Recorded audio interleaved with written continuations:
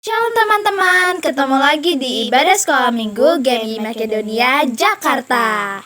Sebelum kita memulai ibadah kita pada hari ini, mari kita menyanyikan lagu It's Good to See You Here With Me.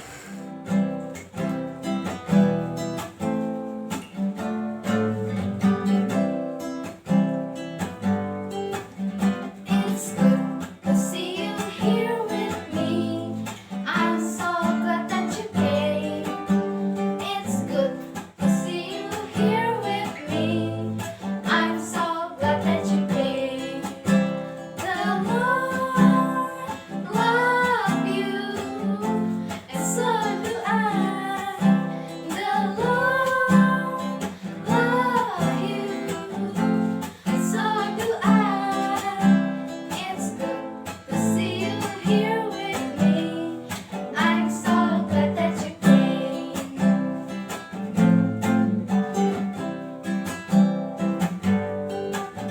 It's good to see you here with me. I'm so glad that you came. It's good to see you here with me. I'm so glad that you came. The Lord love you, and so do I. The Lord love you, and so do I.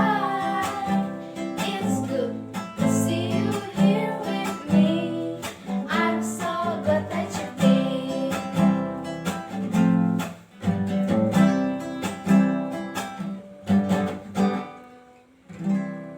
Teman-teman, sebelum memulai ibadah, mari kita berdoa. Tuhan Yesus, kami ingin memulai ibadah ini berkati dari awal sampai ke akhir. Amin. Teman-teman, kita mau memuji Tuhan. Mari kita menyanyikan lagu Kasih Yesus indah-indah, oh indah, dan oh sukacitaku.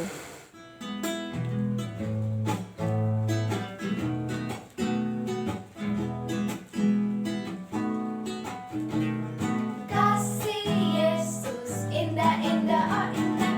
Kasih Yesus indah-indah, oh indah. Kasih Yesus indah-indah, oh indah. Kasih Yesus indah-indah, oh indah.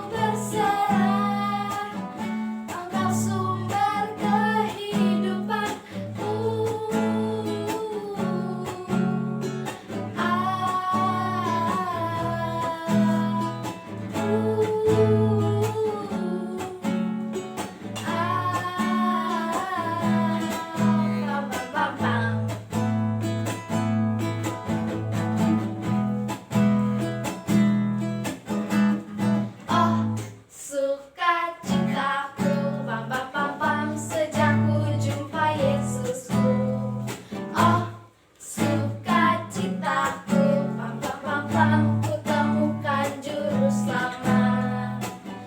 Dia mengasihi aku, bahkan mati bagiku. Sukacitaku kini penuh. Padanya aku berharap, pada Yesus Allah yang hidup. Padanya aku berserah, Engkau sumber kehidupanku.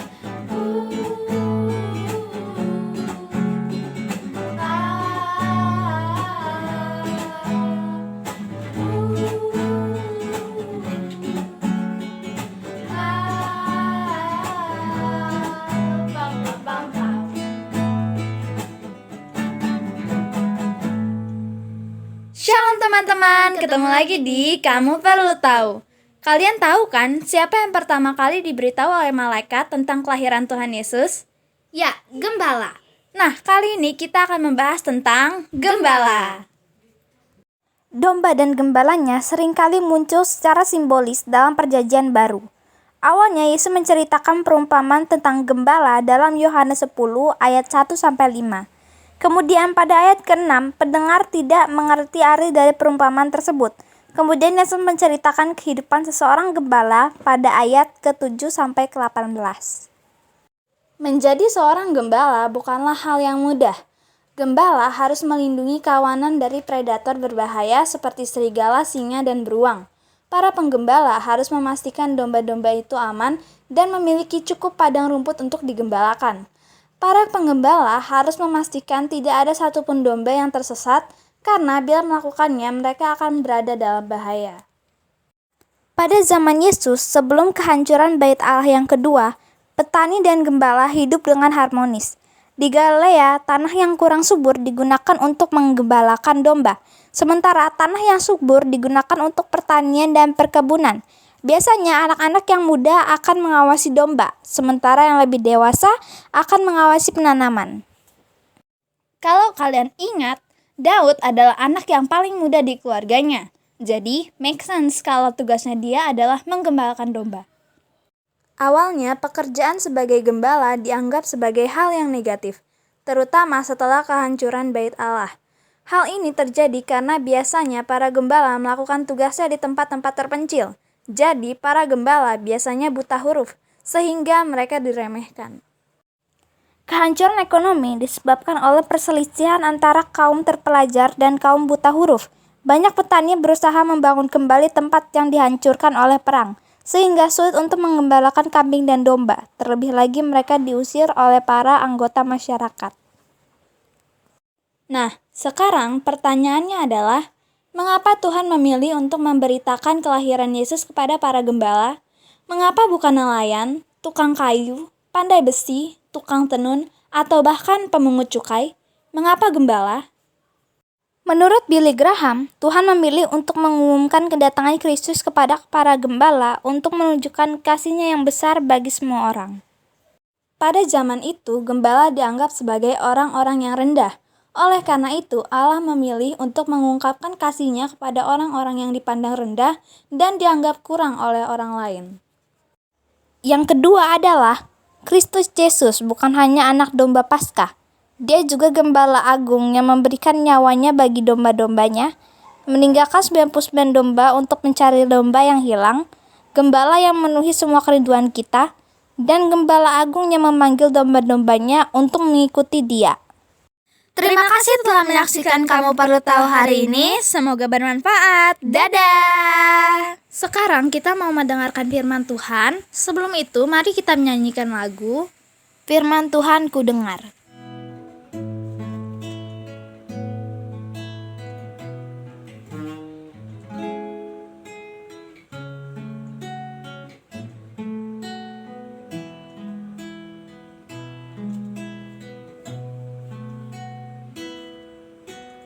Firman Tuhan ku dengar, ku tanam di hatiku.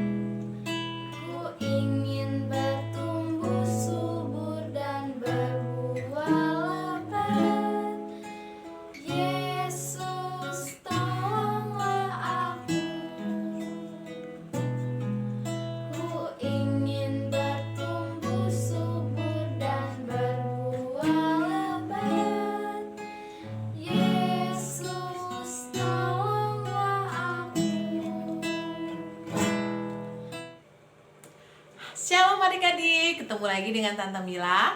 Hari ini Tante Mila akan membawakan sebuah cerita. Tapi sebelum mendengarkan ceritanya, kita berdoa dulu ya. Kita lipat tangannya, tutup matanya. Tuhan Yesus, terima kasih hari ini kami sudah bertemu lagi. Dan pada hari ini juga kami akan membaca dan mendengarkan dari sebagian firman Tuhan. Biarlah Tuhan berikan kami kefokusan, duduk manis untuk mendengarkan dari sebagian firman Tuhan. Terima kasih Tuhan Yesus, haleluya, amin. Adik-adik, Tante Mila mau tanya, kalau kalian pergi misalnya ke Bandung, ke Bali, pergi dengan mama papa, biasanya siapa sih yang suka perjalanan jauh menggunakan mobil atau bus atau pesawat atau kereta api? Nah, siapa yang sudah pernah naik pesawat? Siapa yang sudah pernah naik kereta api? Siapa yang pernah naik kapal laut? Nah, kalau kita menggunakan transportasi itu, pasti kita akan pergi ke tempat yang jauh. Nah, hari ini Tante Mila akan bercerita tentang bagaimana kita mau berjalan menuju ke surga. Dengerin ya ceritanya. Nah, hari ini Tante Mila akan bercerita dari Yohanes 14 ayat 1 sampai 6. Semuanya buka Alkitabnya ya. Pada waktu itu Tuhan Yesus bertemu dengan semua murid-muridnya. Dan pada waktu itu Yesus juga berkata kepada murid-muridnya, di rumah Bapakku banyak tempat tinggal, aku tidak akan meninggalkan engkau, aku akan datang kembali. Tuhan Yesus berkata, janganlah gelisah hatimu, percayalah kepada Allah, percayalah juga kepadaku. Di rumah Bapakku banyak tempat tinggal.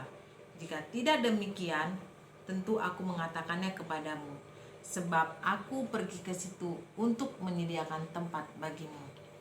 Dan apabila aku telah pergi ke situ dan telah menyediakan tempat bagimu, aku akan datang kembali dan membawa kamu ke tempatku, supaya di tempat di mana aku berada, kamu pun berada. Dan salah satu murid Tuhan Yesus yang bernama Thomas bertanya kepadanya, Tuhan, kami tidak tahu kemana engkau pergi. Jadi bagaimana kami tahu jalan ke situ? Lalu kata Yesus kepadanya, akulah jalan dan kebenaran dan hidup. Tidak ada seorang pun yang datang kepada Bapa kalau tidak melalui aku. Sekiranya kamu mengenal aku, pasti kamu juga mengenal Bapakku. Sekarang ini kamu mengenal Dia dan kamu telah melihat Dia. Lalu kata Filipus kepadanya, Tuhan, tunjukkanlah Bapa itu kepada kami. Itu sudah cukup bagi kami. Lalu kata Yesus kepadanya, telah sekian lama aku bersama-sama kamu, Filipus, namun engkau tidak mengenal aku. Barang siapa telah melihat aku, dia telah melihat Bapa. Bagaimana engkau berkata, tunjukkanlah Bapa itu kepada kami? Tidak percayakah engkau bahwa aku di dalam Bapa dan Bapa di dalam aku? Apa yang aku katakan kepadamu, tidak aku katakan dari diriku sendiri, tetapi Bapakku yang diam di dalamku, dialah yang melakukan pekerjaannya. Percayalah kepadaku bahwa aku di dalam Bapa dan Bapa di dalam aku. Atau tidak-tidaknya percayalah karena pekerjaan-pekerjaan itu sendiri. Aku berkata kepadamu, sesungguhnya barang siapa percaya kepadaku, ia akan melakukan juga pekerjaan-pekerjaan yang aku lakukan, bahkan pekerjaan-pekerjaan yang lebih besar daripada itu. Sebab aku pergi kepada Bapa, dan apa juga yang kamu minta dalam namaku, aku akan melakukannya, supaya Bapa dipermuliakannya dalam Anak. Jika kamu meminta sesuatu kepadaku dalam namaku, aku akan melakukannya. Nah, adik-adik, nah itulah tadi tentang cerita Tuhan Yesus, bahwa Tuhan Yesus itu adalah jalan, kebenaran, dan hidup. Jadi, kalau kalian tahu siapa jalan dan kebenaran hidup itu adalah Tuhan Yesus, pasti kita akan selalu mendapatkan jalan yang benar. Nah, terima kasih untuk firman Tuhan hari ini. Selalu berjalan dalam kebenaran Tuhan. Terima kasih, Tuhan Yesus memberkati. Untuk mengakhiri ibadah dan firman Tuhan sore hari ini, mari kita bersatu dalam doa. lipat tangannya, tutup matanya. Tuhan Yesus yang baik, terima kasih Tuhan Yesus, kami sudah mendengarkan dari firman Tuhan. Biarlah Tuhan juga berikan kami terus selalu hidup selalu takut akan Tuhan, dan tahu Tuhan Yesus selalu hadir di tengah-tengah kami. Terima kasih untuk firman Tuhan hari ini ya Tuhan Yesus. Terpujilah namamu, haleluya, amin. Dah, Tuhan Yesus memberkati. Dadah!